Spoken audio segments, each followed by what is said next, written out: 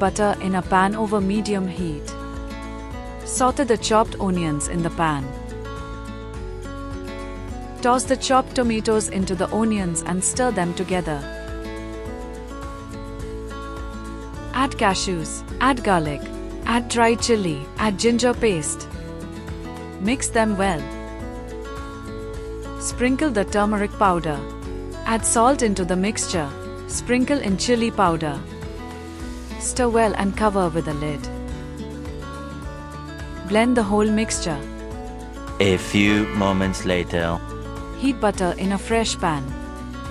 Add a tablespoon of Shahi-Jeera to the heated butter.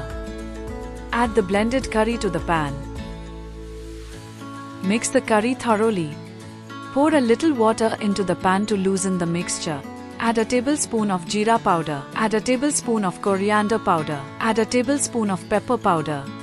Stir well. Add garam masala and mix well. Add the paneer cubes to the pan. Add a pinch of kasuri methi. Mix well.